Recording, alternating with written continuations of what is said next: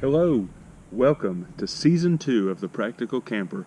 We're back for this summer's camping season, and we're very excited to come out with a lot of new content for y'all. And you may notice something, our at-home studio looks a little different, and it is. That's because we moved. Part of the reason we didn't produce much content this last spring was due to a move and a lot of things going on at work where I was on the road a lot and just wasn't home to film a lot of those things. But anyway, we're back. We're very excited. It's spring 2018. It's time to go camping, de-winterize those campers, check your tents, get all your gear ready to go. It's camping season.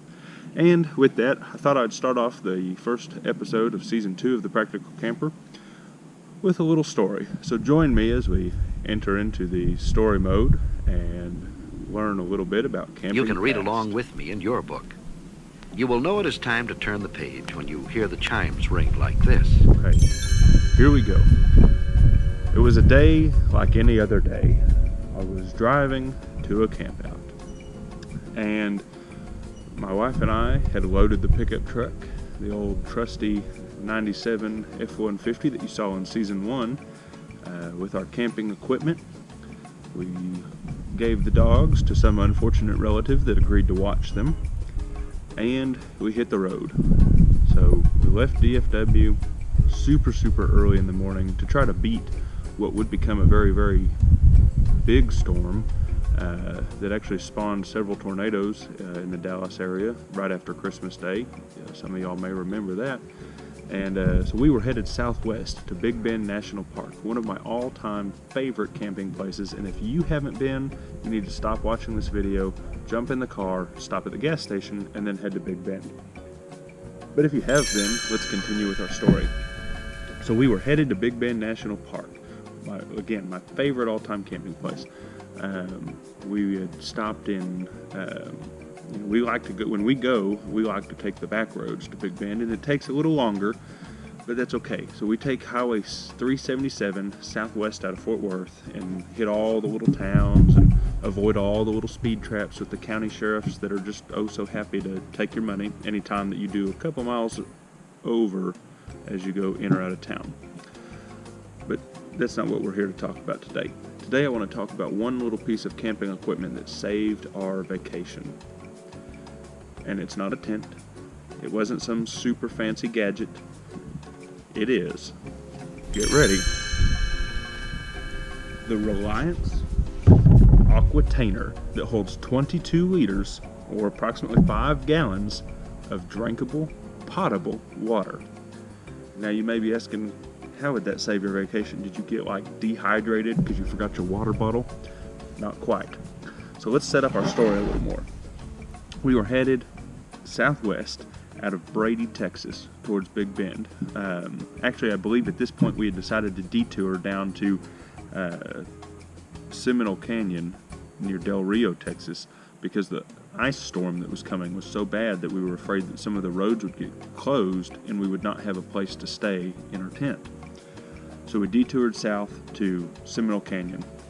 So just southwest of Brady, Texas, and north of Junction, Texas on I-10. We were about 45 minutes to an hour between each of those. There's a stretch of road that has no cell service, much like many parts of Texas, especially when you have Sprint, which we had at the time, and have since dropped for this reason that they don't have coverage anywhere. Anyway, headed southwest out of Brady, Texas, when we got stuck behind this old, slow-moving jalopy of a vehicle. And being the, truck driver that we are, that I am, I thought, you know what? My 5.4 liter V8 can overtake this fella. So we jumped on into that left lane, floored it, got around, and immediately a cloud of steam came up underneath my hood. And I knew exactly what had happened because it happened before. Thanks, Ford. Anyway, the heater core hose had blown off of the firewall, which basically dumped all my coolant and meant that we had to pull over. You can't drive with no coolant. So anyway, we pulled over. Well, at this point, I thought, great. Last time this happened, it was when I was pulling into my neighborhood after passing someone on the highway, and I put another aftermarket or non-OEM connector back on the firewall, so that the brand that O'Reilly's sells, the little firewall hose connector, had failed again. So that's 2 times. Fool me once, shame on you. Fool me twice, shame on me. I should have replaced that thing with a Ford OEM part to avoid this, but I didn't. So here we are. My wife is thinking, oh no, we'll never get out of here. We're going to have to hitchhike with a stranger that, I don't know, there's some strange folks out there. Here we are. And I have a rule with that old Ford. If I'm ever leaving the county, I take a toolkit. If I cross county lines, I better have a toolkit in the truck so I can make it home. Well, I did. I had my toolkit with me. And as luck would have it, on the way out, as we were passing through Stephenville, Texas, I saw one of those little things that you see outside of grocery stores where it's like, do-it-yourself bottled water, and you can stick your little water jug up there and fill it up with water. And I thought, you know what? That water will probably taste a little bit better than the Big Bend water. And wouldn't it be nice to go ahead and fill up now? Because they do say that there are water shortages in the park, so we can do our part by bringing in at least a couple days worth of drinking water. So she thought, yes, that's a nice thing to do. Let's pull over, and we paid $1.25, filled our 5-gallon jug of water at like the Family Dollar in Stephenville, and continued on our way. Well, little did I know that would come in very handy later in the day. So after this hose popped off and we pulled out, I got on the side of the road, had my wife get out and stand along the fence line because it was kind of a busy road. I almost actually got struck by a guy that was texting as he veered into oncoming traffic and came within about 4 feet of us. But anyway, that's another story. And the statute of limitations isn't up yet, so we can't talk about that one for about 3 more years.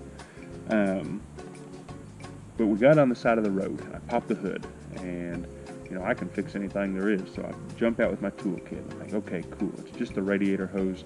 So I got another hose clamp, put it on, tightened it all up, and I thought, oh great, we don't have any radiator fluid. But fortunately for me, I had my Aquatainer of purified Glacier brand drinking water, courtesy of Stephenville, Texas.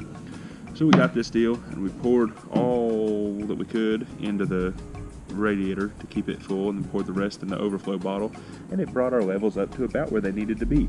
So from there, we were able to limp on down towards Junction, Texas, and make cell phone contact with another vehicle in our party that was headed out the same way, and they were able to go buy actual radiator fluid because they were in and about Brownwood, Texas at the time. And we waited at the Pilot or Flying J truck stop in Junction, and they brought there was a Ford dealer there, so they brought me the correct hose that I needed that was hopefully manufactured a little bit better, and we replaced that part there at the parking lot in the Pilot Flying J and continued on to Del Rio or Seminole Canyon State Park, where we actually proceeded to freeze that night and got iced in there. The roads were closed. But anyway, what I'm wanting to say is that from now on, ever since that incident, I do not go camping without a Aquatainer container. Now, at the campground, you can use this for all sorts of things. It's got a deal here. Take this, got your spigot. You take it, you can flip it around like that. Tighten her up.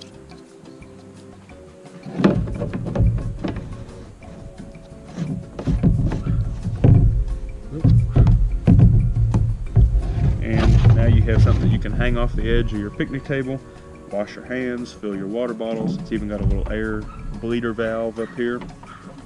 So super handy to have at the campsite, but as we found out, very handy to have in the car. And I believe these things are only about $15 or so. I really should look into purchasing a second one, just because they stack so well, and they're super, super handy for transporting good, clean drinking water when you're tent camping.